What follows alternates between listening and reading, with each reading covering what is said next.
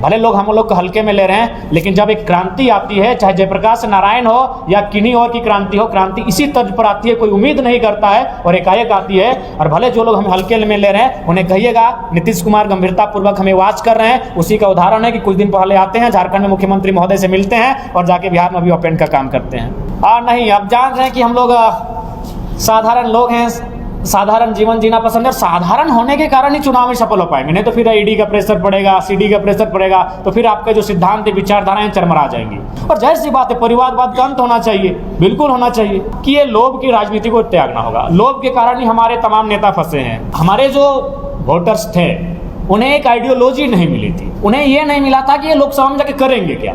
अब हम उन्हें प्री प्लानिंग बताएंगे कि लोकसभा में हमारा क्या रोल रह सकता है। बीजेपी अगर बात करती है अपना शहरीकरण वोट की, तो हजारीबाग के अलावा जो भी बाकी 4 विधानसभाएं वो तो ग्रामीण है। जब 2014 का टाइम आया था तो मोदी का एक जोरदार मैजिक था और वास्तव में लगा कि मैंने मोदी के अलावा दुनिया में कुछ है ही नहीं। कर सकते हैं, बिल्कुल डर रहेगा कि हाईजैक कर सकते हैं। हमारे साथ आने के बाद, हमारा इस्तेमाल करने के बाद वो कहीं जा सकते हैं। बाबूलाल मरांडी नहीं बनना है। देखिए, अगर बात कही जाए तो हमें लगता है कम से कम 14 में से 7-8 लोकसभा में हम लोग चुनाव लड़ सकते हैं।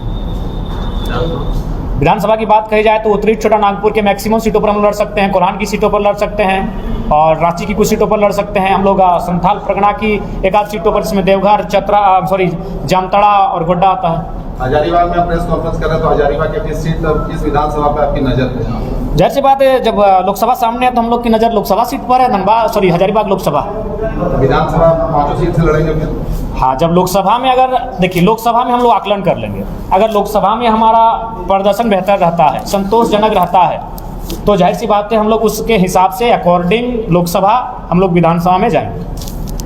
कैंडिडेट का चुनाव कैसे करिएगा? मुश्किल नहीं होगा? हाँ, कैंडिडेट का चुनाव करना मुश्किल होगा, लेकिन उसके लिए आज के डेट में जब युवा इतना कुछ सेक्रीफाइस किए हैं, तो निश्चय ही कोई अपनी महत्वाकांक्षा लेकर पॉलिटिक्स में नहीं आना चाहता है। वो राज्य की दशा और दिशा को बेहतर करने के लिए आना चाहता है। ऐसी परिस्थितियों में समस्या होंगी, लेकिन मुझे लगता है इस समस्याओं का भी निदान होगा और बेहतर जो हमारे कैंडिडेट होंगे वो अपने आप एक फ्रेश होकर, फिल्ट्राइजेशन होकर सामने आ जाएंगे। कोई चेहरा बनाने की स्थिति में है अभी? तो फिलहाल तो स्थिति में नहीं, लेकिन बहुत कम समय के बाद आपको कुछ चेहरे दिखेंगे जो हजारीबाग लोकसभा का प्रतिनिधित्व करने का सामर्थ्य रखते हैं। हजारीबाग से जयंत सिंह और उनके पिताजी, बीजेपी का कब्जा रहा है हजारीबाग लोकसभा से, तो क्या आप अभी अगर बीजेपी को आप बात दे पाएंगे? बिल्कुल, चूंकि अभी तक हमारे जो वोटर्स थे उन्हें एक आइडियोलॉजी नहीं मिली थी, उन्हें ये नहीं मिला था कि ये लोकसभा में जाके करेंगे क्या। अब हम उन्हें प्री प्लानिंग बताएंगे कि लोकसभा में हमारा क्या रोल रह सकता है, क्यों नहीं मात देंगे। बीजेपी अगर बात करती है अपना शहरीकरण वोट की, तो हजारीबाग के अलावा जो भी बाकी 4 विधानसभाएं वो तो ग्रामीण है। मांडू ग्रामीण है, बड़का गांव ग्रामीण है, रामगढ़ ग्रामीण है, बरी ग्रामीण है। तो हमारे पास एक बहुत बड़ा वोट बैंक है, निश्चय ही हम लोग माप देंगे। बस स्ट्रेटेजी होनी चाहिए और आपके पास विजन होना चाहिए कि लोकसभा आप जाएंगे तो वहां जाके क्या करेंगे। और जाहिर सी बात है, परिवारवाद का अंत होना चाहिए, बिल्कुल होना चाहिए।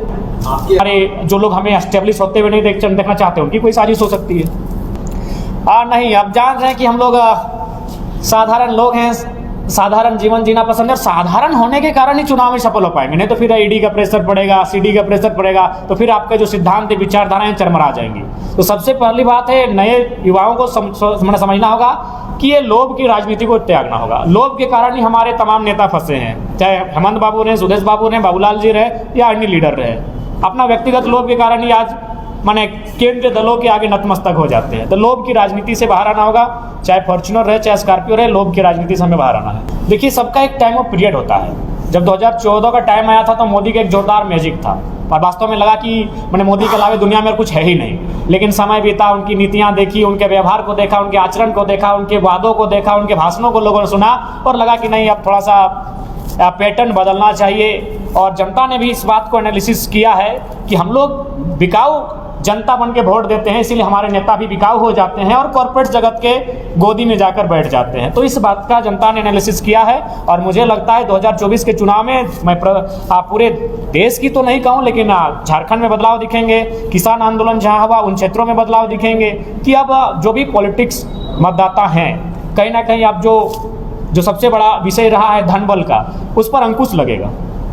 भाजपा से कांग्रेस नहीं, कभी नहीं होगा। नए सिद्धांत, नया पैटर्न, न्यू थिंग, न्यू सोच, समय लगेगा स्टेब्लिश होने में। यही पल्लवित यही एक दिन आगे बढ़ेंगे, यही पुष्पित होंगे, यही फलित होंगे। लेकिन जो अब अपना अंतिम पायदान पर है वैसे लोगों को लाकर हम लोग रिस्क भी नहीं लेना चाहेंगे। नॉट अलाउड का बोर्ड नहीं, बिल्कुल नॉट अलाउड है। क्यों नहीं रहेगा? क्या विश्वास है कि वो हमारे साथ चलेंगे? मतलब इसका भी डर है कि हाईजैक कर सकते हैं। बिल्कुल डर रहेगा कि हाईजैक कर सकते हैं। हमारे साथ आने के बाद, हमारा इस्तेमाल करने के बाद वो कहीं जा सकते हैं। बाबूलाल मरांडी नहीं बनना है। मतलब जो भी रहेंगे आप युवा ही रहेंगे? युवा ही रहेंगे, इस बात को तय मानिए। या जो भी रहेंगे नए चेहरे ही रहेंगे। कोई पार्टी से नहीं आएंगे, किसी पार्टी हाँ, खासकर जो रूल कर चुके हैं पॉलिटिक्स, वैसे तो बिल्कुल अलर्ट। अगर ऐसा बात कहिएगा तो मैं आपको अंदर खाने बता रहा हूँ, अभी 8% में झारखंड सरकार के 1-2 मंत्री संपर्क किए हैं। हालांकि आपको यकीन नहीं करेंगे, लेकिन हम झूठ नहीं कहते, हर बात को हम स्वीकार करते हैं। 1-2 मंत्री संपर्क किए हैं और लगभग आधा दर्जन विधायक संपर्क किए हैं और 3 पूर्व सांसद संपर्क किए हैं।